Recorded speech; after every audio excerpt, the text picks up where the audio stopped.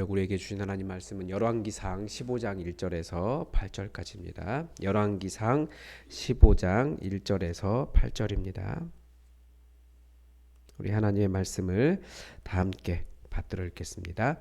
느밧의 아들 여로보암 왕 18째 해에 아비암이 유다 왕이 되고 예루살렘에서 3년 동안 다스리니라. 그의 어머니의 이름은 마아가요 아비살롬의 딸이더라. 아비암이 그의 아버지가 이미 행한 모든 죄를 행하고 그의 마음이 그의 조상 다윗의 마음과 같지 아니하여 그의 하나님 여호와 앞에 온전하지 못하였으나 그의 하나님 여호와께서 다윗을 위하여 예루살렘에서 그에게 동부를 주시되 그의 아들을 세워 뒤를 잇게 하사 예루살렘을 견고하게 하셨으니 이는 다윗이 햇사람 우리아의 일 외에는 평생에 여호와 보시기에 정직하게 행하고 자기에게 명령하신 모든 일을 어기지 아니하였음이라. 르호보암과 여로보암 사이에 사는 날 동안 전쟁이 있었더니 아비암과 여로보암 사이에도 전쟁이 있으니라. 아비암의 남은 사적과 그 행한 모든 일은 유다 왕 역대지략에 기록되지 아니하였느냐. 아비암이 그의 조상들과 함께 자니 다윗성에 장사되고 그 아들 아사가 대신하여 왕이 되니라. 아멘.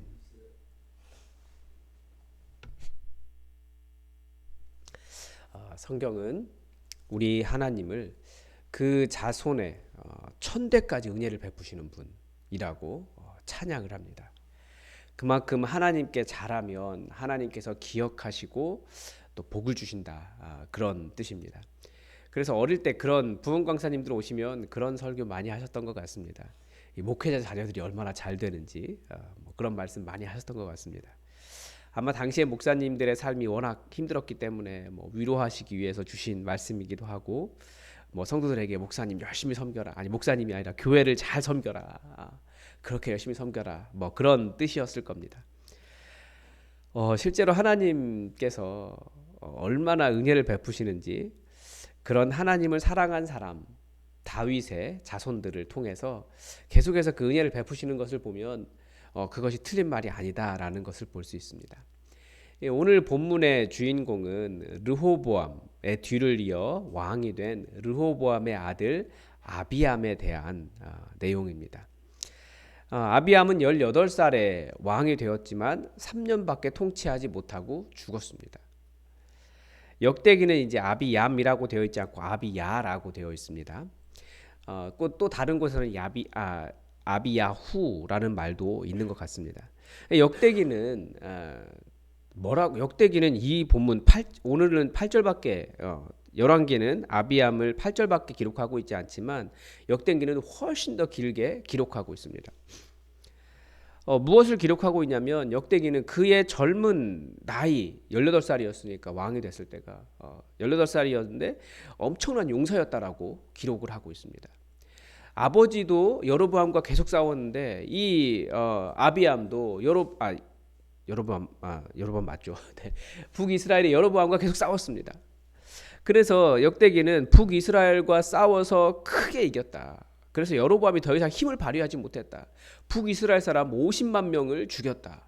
이 정도의 기록을 하고 있습니다. 그러니까 굉장히 큰 용사였다라고 하는 부분을 굉장히 강조하고 있습니다. 그런데 통치 기간은 3년밖에 되지 않았어요. 열왕기는 하나님께 충성하면 승리하고 장수한다라고 하는 관점을 가지고 있습니다. 반대로 역대기는 하나님께서 다윗 가문에게 어떠한 복을 주셨는지를 설명하는 것을 목적으로 하고 있기 때문에 이 아비암의 죄는 크게 다루지 않고 승리를 부각시켜 설명하고 있습니다.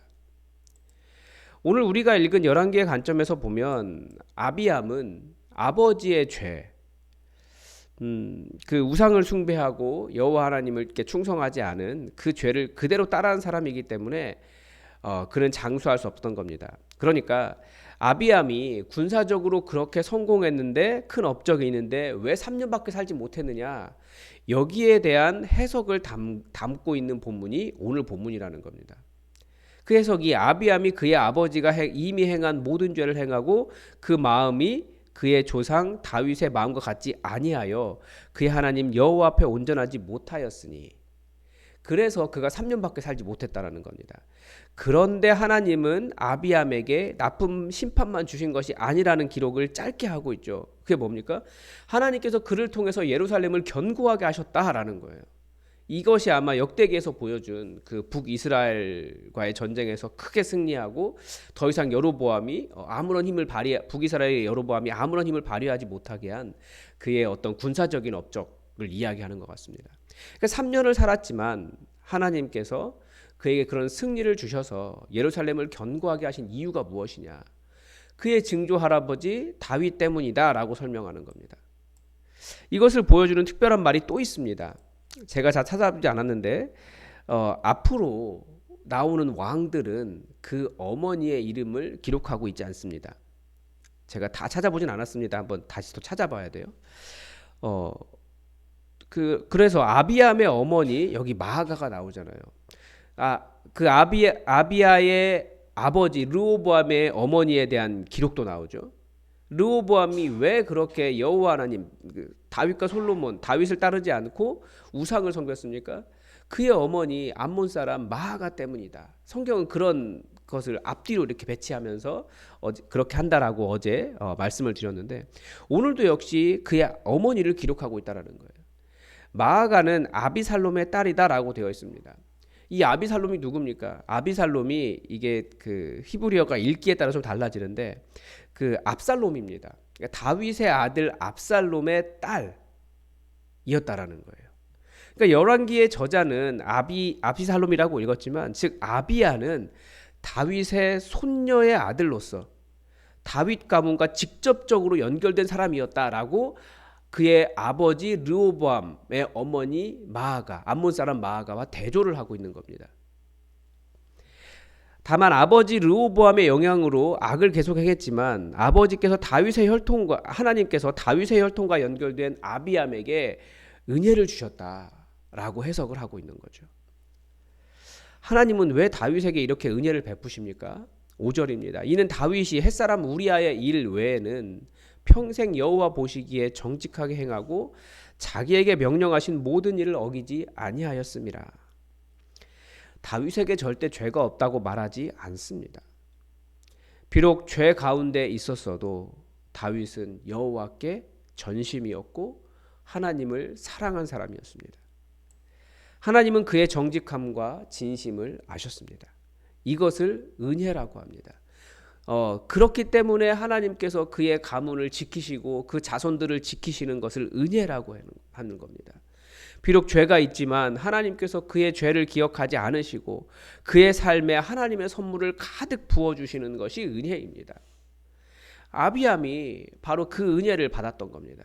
다만 그가 받은 은혜는 아비암 자신의 것 때문이 아니라 다윗에게 주신 소금 언약에 신실하신 전적인 하나님의 은혜였던 겁니다.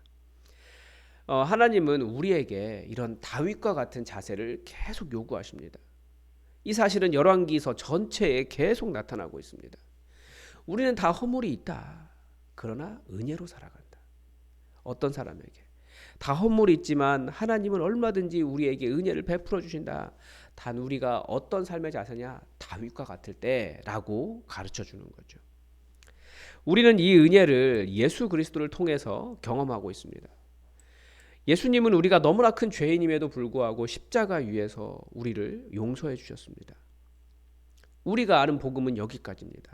그래서 그냥 믿기만 하면 다 구원받는다라고 이해하고 있지만 조금 복잡하기보다는 아주 예민한 설명이 조금 더 들어가야 됩니다. 예수님은 예수님께 나아오는 자를 마지막 날에 다 살리실 것이다 라고 말씀하셨습니다. 즉 우리는 여기 있는 사람들 다 죽게 될 수도 있고 죽기 전에 예수님 오실 수도 있습니다. 어찌되었든지 그날이 마지막 날이고 예수님 오시는 그날이 마지막 날이고 그때 이후로 자는 자든 누구든 다 일으켜서 영원히 살게 하겠다. 이게 복음의 설명입니다. 그런데 예수님께 나아온다, 예수님을 믿는다라고 하는 말이 단지 예수님께서 십자가에서 우리 죄를 다 용서하셨다라는 사실을 인정하는 것을 의미하지는 않는다라는 거죠. 이것을 아는 사람은 이제 십자가 위에서 나의 죄의 대가를 다 지불하시고 우리를 사신 예수님의, 그래서 내가 예수님의 소유가 되었다. 라는 것을 인정하고 예수님의 명령, 예수님의 뜻을 이루는 삶을 살아간다라는 거죠. 근데 이 삶이라는 것이, 이 그리스도인의 삶이라는 것이 율법적인 삶이 아니라 예수님과의 깊은 인격적인 교제를 나누는 삶입니다. 이게 참 설명하기가 어려워요.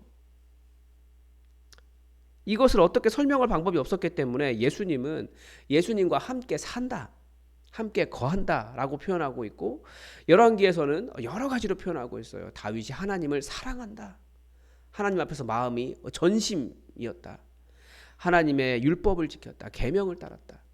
이렇게 표현하고 있지만 이건 굉장히 인격적인 겁니다. 구원이란, 우리의 믿음이란 단순히 어떤 사실을 인정하는 것이 아니라 예수님과 함께 살아가는 것입니다. 그래서 갈라디아서는 이것을 이제 나는 십자가에서 죽었고 내 안에 사시는 예수님 때문에 사는 것이다, 이렇게 표현하고 있습니다. 표현이 약간씩 다 달라요. 그런데 이게 인격적인 삶이라고 요약해서 말하고 있는 겁니다. 그런데 이것이 또 예수님이 성육신 하셨으니 나도 성육신적인 삶을 살겠다, 포기하고 섬기는 삶을 살겠다, 살아야만 한다라고 말하면 또 율법이 되어버립니다. 나도 성육신 해야겠다라고 하면 윤리가 되어버립니다. 얼마든지 예수님과 관계없이 예수님이라는 이름을 붙잡고 있고 예수님이 하신 일을 따라하지만 예수님과 관계없는 율법과 윤리적인 삶이 얼마든지 될 수 있다라는 거죠. 예수님과 인격적인 교제를 나누면서, 예수님과 동행하면서, 내 주인이신 예수님께 순종하면서, 또 말을 걸면서, 그분이 걸어오시는 말을 들으면서 그분과 함께 살아가는 그 인격적인 교제를 나누는 성육신하는 것과 이 율법적으로 접근하거나 윤리적으로 접근하는 것은 완전히 다르다라는 거예요. 그러니까 우리가 복음을 단지 이 세상을 탈출하는, 빨리 이 세상 잘 끝까지 예수님 잘 믿어서 이 세상 탈출해서 천국 가는 거로만 생각하기 때문에 여전히 머릿속으로는 세상의 방식, 그거 따라가고 있으면서 이 세상을 잘 살아가다가 천국으로 갈 생각만 하지만 그건 예수님을 따르는 게 아니라는 거죠. 인격적인 교제가 아니라는 거예요. 예수님은 정말 세상의 방식이 아니라, 생각이 아니라 예수님으로, 이게 이 말이 설명이 어려워요. 예수님으로 사는 사람을 원하셨습니다. 그래서 그 사람을 특별하게 성경은 계속해서 제자다라고 부르고 있습니다. 깊은 예수님과 깊은 교제하면서 예수님 안에 거하고 그 말씀 따라 살고 예수님을 사랑하고 예수님과 인격적인 교제를 나누고 기도 가운데 계속 예수님 만나고 계속 예수님과 인격적인 교제 나누며 따라가는 사람, 제자라고 불렀다라는 거예요. 구약에서는 그 삶을 산 사람이 바로 다윗이다, 이렇게 말할 수 있는 거죠. 죄가 없어서 율법적으로 완전해서 그래서가 아니라 주의 말씀을 깊이 묵상하며 그 말씀에 하나님을 만나고 대화하고 사랑하고 따라가며 동행하며 살았기 때문에 그렇습니다.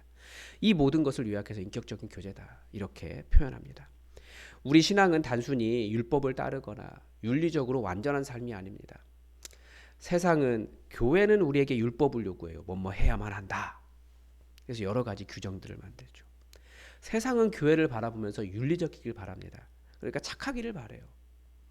근데 인간이 절대 흠이 없을 수 없기 때문에 예수님은 그런 흠을 뛰어넘는 인격적인 교제를 우리에게 원하십니다. 이런 표현이 있죠. 비유가 있습니다. 우리 자녀들이 정말 세상 법도 잘 지키고, 우리가 그렇게 가르쳤어요. 정말 법도 잘 지켜라 이야기했고, 윤리적으로도 흠이 없습니다. 너무 착한 일도 많이 하고 너무 좋은 아들이에요. 그런데 우리를 만나러 오지 않는 거예요. 부모와 마음을 나누지도 않고. 그런 사람은 자녀가 아니라 그냥 우리 동네 착한 사람일 뿐이에요. 이미 그런 사람 우리 주변에 많이 있지 않습니까? 저는 뭐 도로에서든지 아파트에서든지 사람들이 그렇게 다른 사람 배려하는 것을 보면서 저 사람 정말 착하다라는 생각 많이 합니다. 그런데 우리는 그런 율법적이고 윤리적으로 착한 사람이 되는 게 목적이 아니라는 거예요. 우리가 예수님의 은혜를 단순히 죄를 용서받는 수준, 이 땅을 무사히 탈출해서 천국 가는 것으로 목적을 하면 우리 얼마든지 그렇게 되면서 하나님과 교제하지 않을 수 있습니다.